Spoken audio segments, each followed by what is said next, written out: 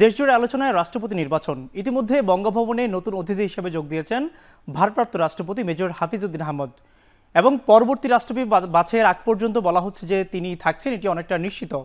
এবং একই সাথে দুপুরে আমরা দেখেছিলাম সংসদ সচিবালয়ে ভারপ্রাপ্ত স্পিকার যিনি রয়েছেন ব্যারিস্টার কায়সার কামাল, তার সাথে বৈঠক করেছে প্রধান নির্বাচন কমিশনার।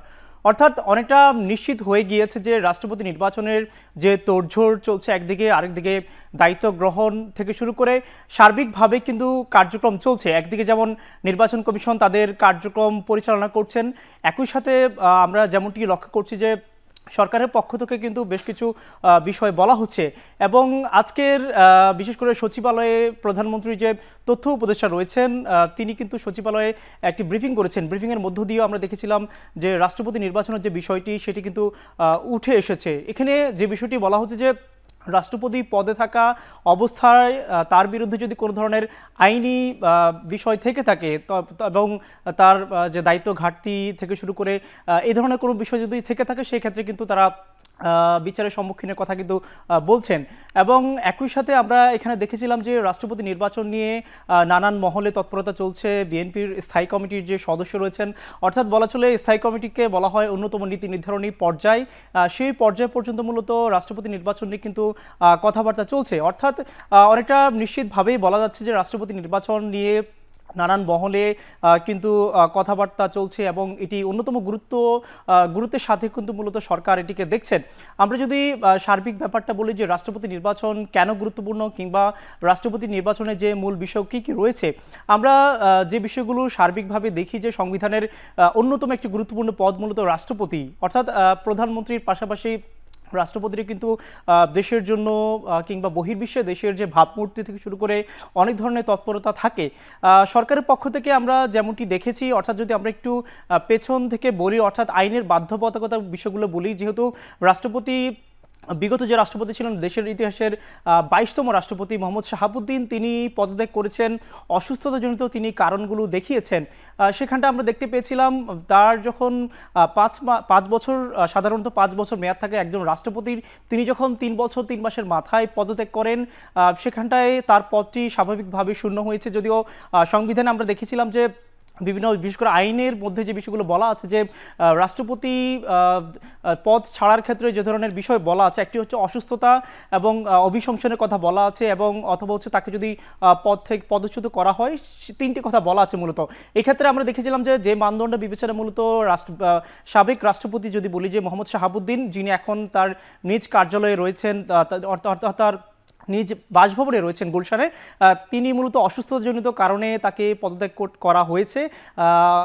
এটি অনেকটা নিশ্চিতভাবে আমরা দেখেছিলাম।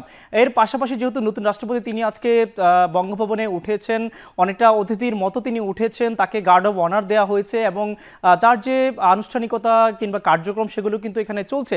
আমরা দেখেছিলাম মেজর হাফিজ সম্পর্কে আমরা কিন্তু অনেকেই জেনে থাকবো যে রাষ্ট্রপতির হিসেবে যিনি এখন বর্তমানে ভারপ্রাপ্ত হিসেবে দায়িত্ব পালন করছেন, তাকে নিয়ে মূলত বিভিন্ন মাধ্যমে কথা রয়েছে।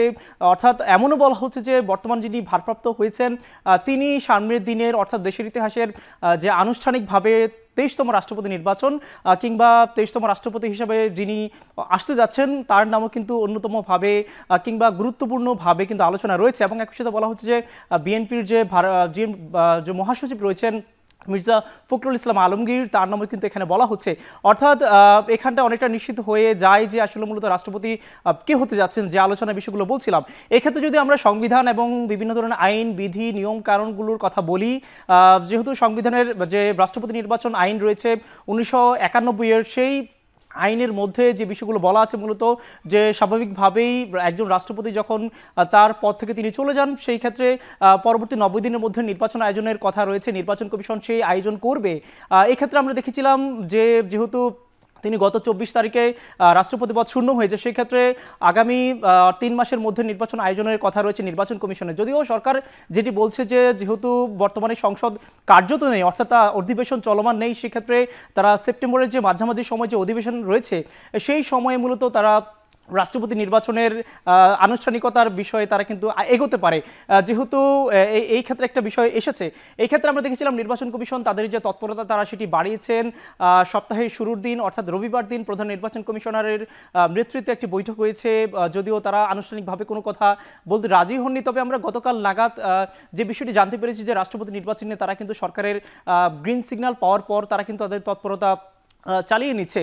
এবং আমরা যদি বলি রাষ্ট্রপতি নির্বাচন নিয়ে আজকে সিইসি বেশ কিছু মন্তব্য করেছেন, বিশেষ করে যে সংসদের যে বর্তমান ভারপ্রাপ্ত স্পিকার রয়েছেন ব্যারিস্টার কায়সার কামাল, তার সাথে বৈঠকের পর মূলত তিনি কিছু বিষয় মন্তব্য করেছেন। তিনি বলেছেন যে রাষ্ট্রপতি নির্বাচনের দিনক্ষণ এখনও চূড়ান্ত হয়নি, ইতিমধ্যে ভোটার তালিকা জাতীয় সংসদ কার্যালয়কে চিঠি পাঠানো হয়েছে। অর্থাৎ ভোটার তালিকা প্রস্তুত যেহেতু নির্বাচন কমিশন করবে, এই ক্ষেত্রে সংসদ সচিবালয়ের সাথে একটি সমন্বয়ের ব্যাপার রয়েছে। অর্থাৎ সংসদ সচিবালয়ে যেহেতু সবকিছু তথ্য তাদের কাছে রয়েছে, অর্থাৎ সংসদ সদস্য যারা রয়েছেন বর্তমানে ৩৪৯ জন সংসদ সদস্য কিন্তু বর্তমানে তাদের বিভিন্ন অধিবেশন যেগুলো রয়েছে সেখানে তারা উপস্থিত হচ্ছেন, কার্যক্রমে রয়েছেন। এই ক্ষেত্রে যদি বিনা প্রতিদ্বন্দ্বিতায় হয়ে থাকে সেই ক্ষেত্রে তাদের ভোট দেওয়ার প্রয়োজন পড়বে না। তবে নির্বাচন কমিশন যেহেতু আইন বিধি অনুযায়ী তারা তাদের কার্যক্রমগুলো গোছাবে, এই ক্ষেত্রে তারা আনুষ্ঠানিকভাবে সংসদ সচিবালয়ের কাছে তারা সংসদ সদস্যদের মূলত হালনাগাদকৃত তথ্য তারা চেয়েছেন যেন ভোটার তালিকাটি তারা প্রস্তুত করতে পারেন। এবং আজকের যে বৈঠকটি ছিল মূলত স্পিকারের সাথে অর্থাৎ ভারপ্রাপ্ত স্পিকারের সাথে, সেটি হচ্ছে রেওয়াজ অনুযায়ী। এই রেওয়াজ তারা মূলত মেনটেন করতে গিয়ে আজকে ভারপ্রাপ্ত স্পিকারের সাথে বৈঠক করেছেন। আমরা এখানটায় আরেকটি বিষয় দেখেছি যে প্রধান নির্বাচন কমিশনার আরও একটি মন্তব্য করেছেন যে রাষ্ট্রপতি নির্বাচন নিয়ে ভারপ্রাপ্ত স্পিকারের সাথে যে বৈঠক হয়েছে সেখানে তিনি বলেছেন যে সরকার যখনই চাইবে তখনই নির্বাচন আয়োজন করার জন্য ইসি প্রস্তুত থাকবে। অর্থাৎ ইসির যে প্রস্তুতি কিংবা ইসির যে আনুষ্ঠানিকতা কিংবা সরঞ্জাম তারা কিন্তু সেগুলোর কথা বলছিল প্রস্তুত থাকবে। যদিও এই ক্ষেত্রে যদি বিনা প্রতিদ্বন্দ্বিতায় অর্থাৎ একজন মাত্র প্রার্থী থাকেন, যদি সরকার একজন প্রার্থীকেই মনোনীত করেন সেই ক্ষেত্রে ভোটের আনুষ্ঠানিকতা খুব একটা হবে না। এর আগে হয়তো আমরা জানতে পারবো যে আগামীর রাষ্ট্রপতি কি হতে যাচ্ছেন, অর্থাৎ 23তম দেশের ইতিহাসে 23তম রাষ্ট্রপতি কে হতে যাচ্ছেন। আমরা এখানটায় দেখেছিলাম যে সংসদ সচিবালয়ের যে বৈঠকটি ছিল আজকে, সেখানটায় যেহেতু দেশের অন্যতম আরেকটি আলোচিত বিষয় ছিল, কিছুদিন আগে আমরা দেখেছিলাম সাতক্ষীরা 4 আসনের যে এমপি রয়েছেন তার বিরুদ্ধে একটি অভিযোগ, অর্থাৎ অভিযোগের প্রেক্ষিতে বলা চলে নৈতিক স্খলনজনিত কারণে তাকে দল থেকে বহিষ্কার করা হয়েছে। এই ক্ষেত্রে নির্বাচন কমিশনে তারা যখন চিঠি দেয় যে তার বিরুদ্ধে ব্যবস্থা নেওয়ার জন্য, যেহেতু তিনি সাংবিধানিক একটি পদে রয়েছে, তিনি সংসদ সদস্য হিসেবে তিনি দায়িত্ব পালন করছেন, এই ক্ষেত্রে নির্বাচন কমিশন যেটি বলছে যে সংসদ সচিবালয় থেকে নির্দেশনার পর তারা ব্যবস্থা নিতে পারবেন। সেটিও আজকে যদিও সিইসি বলেছেন যে সে বিষয়ে আলোচনা হয়নি, তবে আমরা যতটুকু জানতে পেরেছি যে সাইড লাইনে সেটি নিয়েও টুকটাক আলোচনা হয়েছে, যদিও খুব একটা আনুষ্ঠানিক আলোচনা হয়নি। রাষ্ট্রপতি নির্বাচনের কথা আমরা শুরু থেকে বলছিলাম, এখানে যদি সংবিধানের বিভিন্ন ধারা অনুযায়ী দেখি সেক্ষেত্রে সংবিধানের 123-এর 2 অনুচ্ছেদ অনুসারে রাষ্ট্রপতি পদত্যাগের পরবর্তী 90 দিনের মধ্যে যে নির্বাচন আয়োজনের কথা রয়েছে সেটির কথা বলা আছে, সেটি আমরা কিন্তু শুরুতেই বলছিলাম। এবং একই সাথে সেই যে সময়ে অর্থাৎ যেহেতু চলতি মাসের 24 তারিখে 22তম রাষ্ট্রপতি তিনি পদত্যাগ করেছেন, সেই ক্ষেত্রে সেই সময়টি বলা ছিল অক্টোবরের 24 তারিখ পর্যন্ত। যদিও নির্বাচন কমিশনের তৎপরতা দেখে যেটি মনে হচ্ছে এবং সরকার যেটি ভাবছে হয়তো বা এর আগে করতে পারে, আমরা সেটি কিন্তু আপনাদেরকে জানাচ্ছিলাম।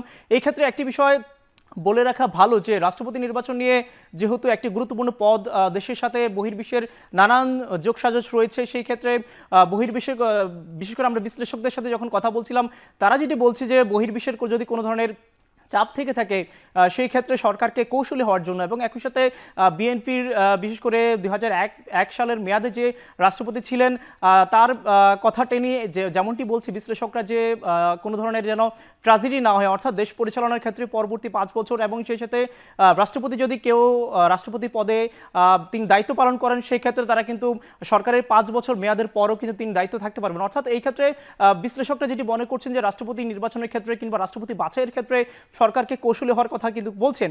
এই ক্ষেত্রে আমরা আনুষঙ্গিক যে ব্যাপারগুলো দেখছি যে রাষ্ট্রপতি নির্বাচনের ক্ষেত্রে অর্থাৎ রাষ্ট্রপতি নির্বাচনের দৌড়ে কিন্তু এগিয়ে রয়েছেন বিএনপির যে ভারপ্রাপ্ত বিশেষ করে যারা দায়িত্ব রয়েছেন, যে মহাসচিব রয়েছেন এবং যে স্থায়ী কমিটির যারা সদস্য রয়েছেন, সব মিলিয়ে বলা চলে অনেকটা নিশ্চিত করে ফেলেছেন হয়তো বা দল কিংবা দলের চেয়ারপারসন। আমরা হয়তো বা কিছুদিনের মধ্যে সেটি জানতে পারবো।